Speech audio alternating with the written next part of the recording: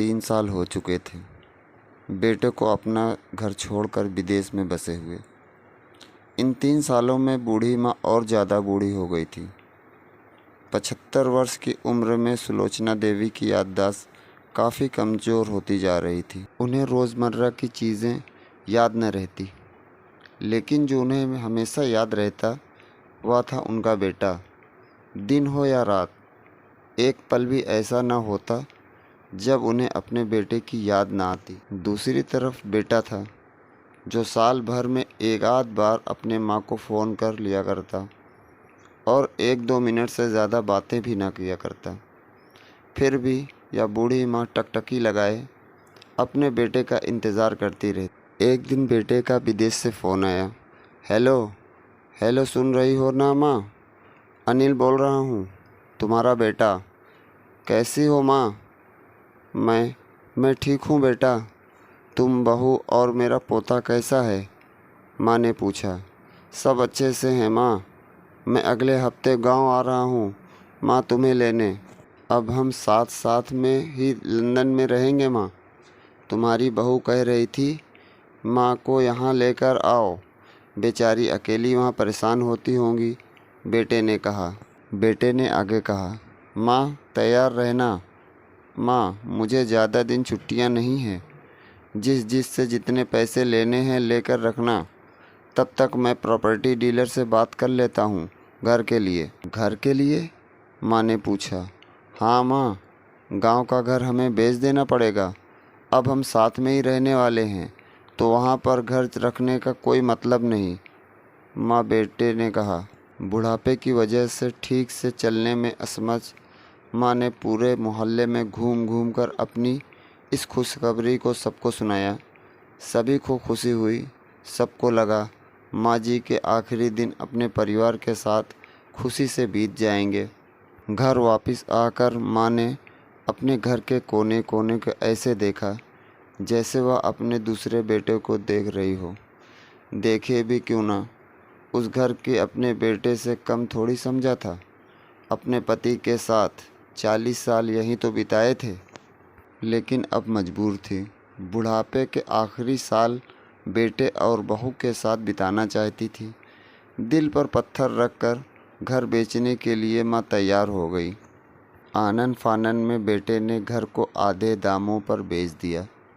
माँ ने ज़्यादा नहीं, लेकिन जिन चीज़ों से दिल लगा था उन चीज़ों को समेटा और बेटे के साथ टैक्सी में बैठकर एयरपोर्ट के लिए चली गई। एयरपोर्ट पर आकर बेटे ने माँ से कहा, माँ तुम यहाँ बेंच पर बैठो, मैं सामान और बोर्डिंग पास की जांच करा कर आता हूँ। वहाँ वक्त लगता है और खड़ा रहना पड़ता है, तुम्हें तकलीफ़ होगी। तुम यहीं आराम करो। मैं यूँ गया और यूँ आया। माँ बेंच पर बैठ गई और बेटा अंदर चला गया।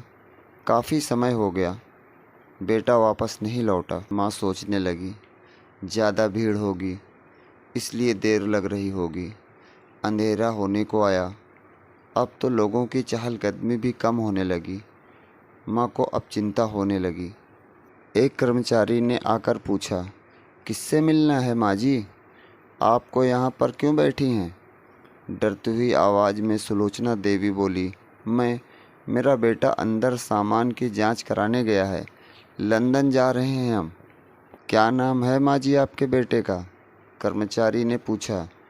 अनिल नाम है मेरे बेटे का, सुलोचना देवी ने बताया। कर्मचारी अंदर गया और थोड़ी देर बाद बाहर लौटा।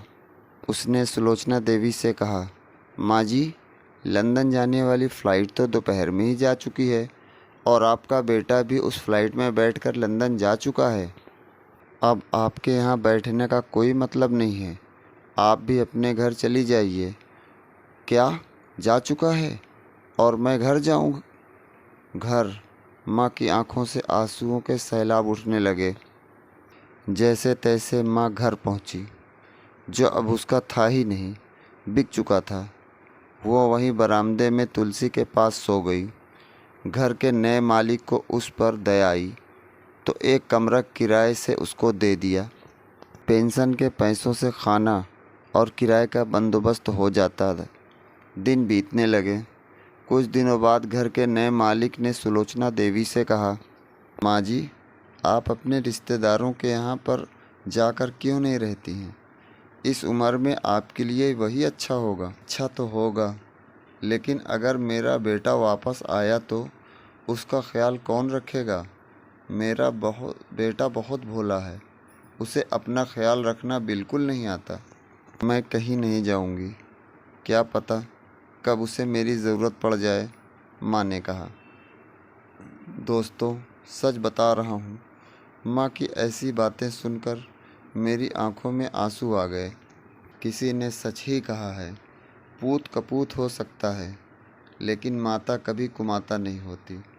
दोस्तों, आप सभी से हाथ जोड़कर विनती करता हूँ, अपने माता पिता की जितनी हो सके सेवा करना, उनके साथ कभी बुरा बर्ताव मत करना। तो दोस्तों, आज की ये कहानी पूरी हुई। अगर आपको कहानी अच्छी लगे तो लाइक करिए, शेयर करिए, कमेंट करिए और मेरे चैनल को सब्सक्राइब करिए। Thank you.